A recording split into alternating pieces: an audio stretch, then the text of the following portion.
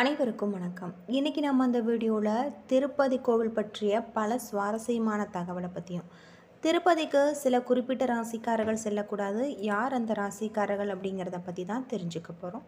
இந்த வீடியோ ரொம்பவே பயனுள்ளதாக இருக்கும். அதனால் வீடியோவை கடைசி வரைக்கும் ஸ்கிப் பண்ணாமல் பாருங்கள். இது வரைக்கும் நம்ம சேனலை நீங்கள் இன்னும் சப்ஸ்கிரைப் பண்ணலைன்னா மறக்காமல் சப்ஸ்கிரைப் பண்ணிவிடுங்க. வாங்க வீடியோக்குள்ளே போகலாம். திருப்பதி கோவில் பல்வேறு சிறப்புகளை கொண்ட ஒரு கோவிலாக தான் அமைஞ்சிருக்கு. உலகில் பணக்கார கடவுளாக இருப்பவர் திருப்பதி ஏழுமலையான். திருப்பதி கோவிலுக்கு தினமுமே லட்சக்கணக்கான பேர் சுவாமி தரிசனம் செஞ்சு வராங்க. திருப்பதிக்கு சென்று வந்தால் திருப்பம் வரும். அது மட்டும் இல்லாமல் கேட்டதை கொடுக்கும் கலியுக தெய்வம் என்பது அனைவருக்குமே தெரியும். ஆனால் திருப்பதி கோவில் பற்றியும் ஏழுமலையான் சிலை பற்றியும் பலருக்கும் தெரியாத பல ஆச்சரியமான தகவல்கள் இருந்து கொண்டே இருக்குது அப்படின்னு சொல்லலாம். இந்த கோவில் பல்வேறு சிறப்புகளை கொண்டதாகவும் அமைஞ்சிருக்கு. திருப்பதி ஏழுமலையானுக்காக சமர்ப்பிக்கப்படும் மலர்கள், வெண்ணெய், பால், தயிர், துளசி உள்ளிட்ட பொருட்கள் அனைத்துமே ஒரு குறிப்பிட்ட கிராமத்தில் இருந்து தான் வருது. ஆனால் இந்த கிராம மக்கள் முழுவதுமே திருப்பதி ஏழுமலையான் கோவிலுக்காக வேலை பார்க்கறதாகவும் சொல்லப்படுது. அது மட்டும் இல்லாமல் திருப்பதி கோவில் கருவறையில் இருக்கக்கூடிய பெருமாள் சிலை நின்ற கோலத்தில் காட்சி அளிப்பார் என்பது நம் அனைவருக்கும் தெரியும். ஆனால் பெருமாள் இருப்பது கருவறையின் மையப்பகுதி இல்லை. அது உங்களுக்கு தெரியுமா? ஆமாம், திருப்பதி ஏழுமலையான் கருவறையில் வலதுபுறத்தில் இருக்கக்கூடிய ஒரு ஓரத்தில் தான் பெருமாள் நின்ற கோலத்தில் இருக்காரு அப்படின்னு சொல்லலாம். திருப்பதி கோவிலில் இருக்கக்கூடிய பெருமாளின் முடி அச்சு அசலாக உண்மையான முடியை போல இருக்கும். மிகவும் மென்மையான நீண்ட தலைமுடியுடன் பெருமாள் இருப்பதற்காக சொல்லப்படுது.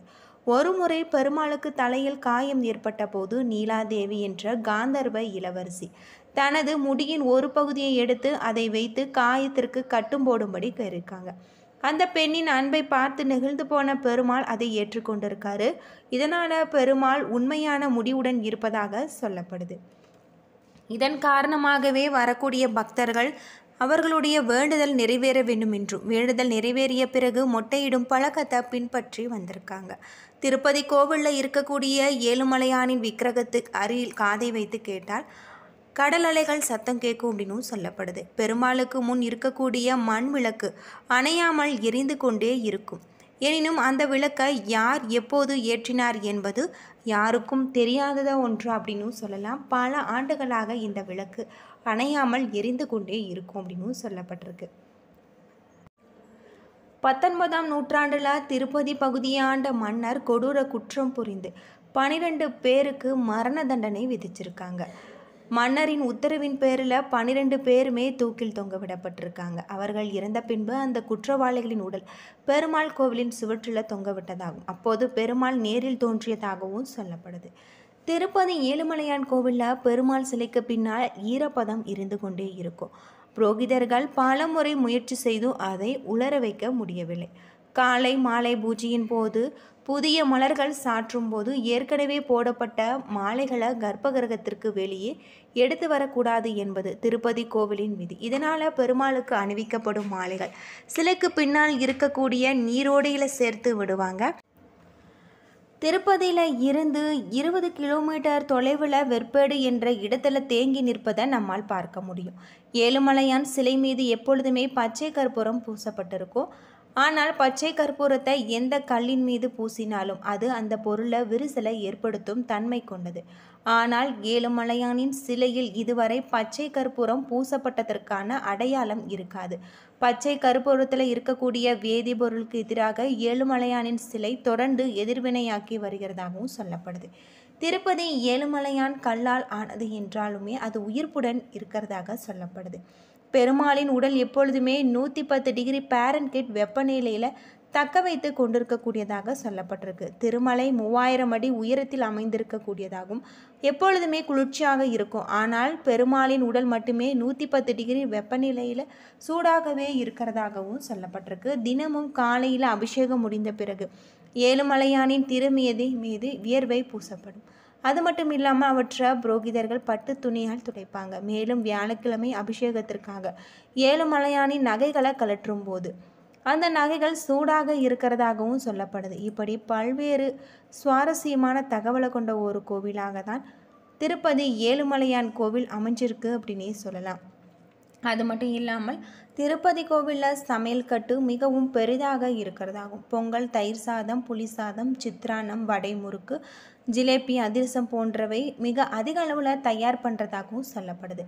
ஏழுமலையானுக்கு தினமும் ஒரு புதிய மண் சட்டை வாங்குறாங்க. அதில் தயிர் சாதம் தவிர வேறு எந்த நெய்வேத்தியம் கோவில் கர்ப்பகிரகத்திற்கு குலசேகரப்படியை தாண்டாது. வைரம், வைடூரியம் போன்றவை வேறு எந்த பொருளும் குலசேகரப்படியை தாண்டாது.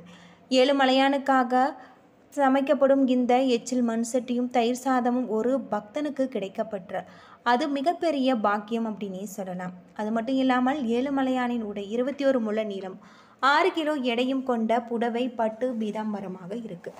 இந்த ஆடையை கடையில் வாங்க முடியாது. திருப்பதி தேவஸ்தான அலுவலகத்தில் 12,500 ரூபாய் செலுத்த வேண்டும். வாரத்தில் ஒரு முறை வெள்ளிக்கிழமை அன்று மட்டுமே வஸ்திரம் சாத்துவாங்க. இது மேல் சாஸ்து வஸ்திரம்.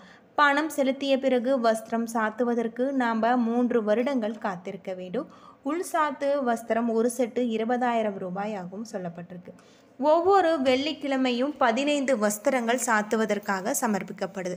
பணம் செலுத்திய பிறகு வஸ்திரம் சாத்துவதற்கு நம்ம 10 வருடங்கள் காத்திருக்க வேண்டும் அப்படின்னு சொல்லலாம். சீனாவில் இருந்து சீன சுடம், அகில், சந்தனம், அம்பர், லவங்கம், குங்குமம் போன்ற வாசனை பொருட்கள் ஏழுமலையான் திருக்கோவிலுக்காக அனுப்பி வைக்கப்படுறதாகவும் சொல்லப்படுது.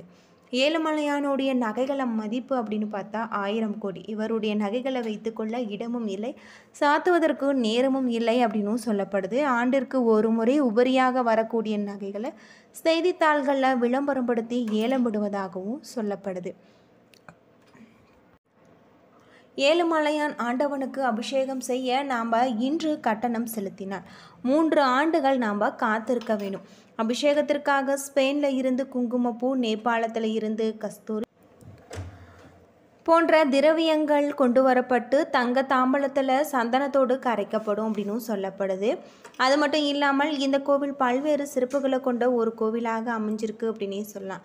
திருப்பதி ஏழுமலையானுக்கு தரிசிப்பதால் நம்முடைய வாழ்க்கையில் இருக்கக்கூடிய அனைத்து விதமான பிரச்சனைகளும் தீரும். அது மட்டும் இல்லாமல் பண கஷ்டம் அதிகம் இருப்பவர்கள், குறிப்பாக தமிழ் மாதங்களில் வரக்கூடிய முதலாம் திங்கட்கிழமைகளில் திருப்பதிக்கு சென்று ஏழுமலையான தரிசித்து வந்தார் அந்த வருடம் முடிவதற்கு முன் அவர்கள் கோடீஸ்வரராகக்கூடிய வாய்ப்பும் உண்டு அப்படின்னு சொல்லப்படுது. ஒரு சிலர் திருப்பதிக்கு சென்று வந்தால் அவர்களது வீட்டில் மிகப்பெரிய ஒரு மாற்றம் ஏற்படும் அப்படின்னு சொல்லுவாங்க. குறிப்பாக திருப்பதிக்கு செல்லக்கூடாத ராசிகள் அப்படின்னு பார்த்து 3 ராசிக்காரர்கள் திருப்பதிக்கு செல்லக்கூடாது. அப்படி சென்றால் கடனாளி ஆகிவிடுவாங்க என்று சாஸ்திரத்தில் சொல்லப்பட்டிருக்கு. சிம்மம், தனுசு, கும்பம் ஆகியவை. இத்தகைய ராசிக்காரர்கள் திருப்பதிக்கு தொடர்ந்து சென்று வந்தால் கடனாளி ஆகிவிடுவார்கள் என்றும் சொல்லப்பட்டிருக்கு. ஆண்டுக்கு ஒரு முறை சென்று வந்தால் போதும், தவறில்லை. ஒரு ஆண்டில் அடிக்கடி திருப்பதி போய் சென்று வந்தால் நிச்சயம் மிகப்பெரிய ஒரு நஷ்டத்தை ஏற்படுத்தக்கூடியதாக இருக்குன்னு சொல்லப்பட்டிருக்கு. அது தவிர மற்ற ராசிக்காரர்கள் அடிக்கடி திருப்பதி சென்று வரலாம். வாஸ்துவின்படி வடகிழக்கு பகுதி பள்ளமாகும், தெற்கு பகுதி உயரமாகவும் இருந்தால் அந்த பகுதி பிரபலம் அடைந்துவிடும். திருப்பதி அத்தகைய வாஸ்து அமைப்பில் அமைந்திருப்பதால் புகழ் பெற்றிருக்கிறதாக சொல்லப்படுது. திருப்பதியில் பிரபஞ்ச சக்தி அதிகம் ஈர்க்கப்படுவதாகவும் சொல்லப்பட்டிருக்கு. இந்த 3 ராசிக்காரர்கள் வருடத்திற்கு ஒரு முறை மட்டுமே போகலாம், அடிக்கடி போகக்கூடாது. ஆனால் மற்ற ராசிக்காரர்கள் அவ்வாறு கிடையாது. வருடம் முழுக்க திருப்பதி சென்று சாமி தரிசனம் செய்யலாம். அது மட்டும் இல்லாமல் திருப்பதிக்கு பயணப்படை ஆசைப்படுபவர்கள் திருப்பதி ஏழுமலையான வேண்டி ஒரு காணிக்கை உண்டியலை வைத்து அதில் கிடைக்கும் தொகையை வைத்து கூட பயணிக்கலாம். மீதி தொகையை உண்டியலில் போடலாம். அது மட்டும் இல்லாமல் மேலும் திருப்பதிக்கு செல்ல வேண்டும் என்று நினைப்பவர்கள் தடங்கள் வரும். என்னதான் நாம் திட்டமிட்டாலும் அந்த ஏழுமலையான் நினைத்தால் மட்டுமே நாம் திருப்பதி சென்று வெங்கடேஷ பெருமாளை தரிசிக்க முடியும் அப்படின்னு சொல்லப்படுது. ஏன்னா நண்பர்களே, இந்த வீடியோ உங்களுக்கு பயனுள்ள தகவலை தந்திருக்கும்னு நினைக்கிறேன். வீடியோ பிடிச்சிருந்தால் லைக் பண்ணுங்கள், ஷேர் பண்ணுங்கள், கமெண்ட் பண்ணுங்கள். இது போல் தகவலை தெரிஞ்சுக்க நம்ம சேனலை மறக்காமல் சப்ஸ்கிரைப் பண்ணிடுங்க. நன்றி நண்பர்களே.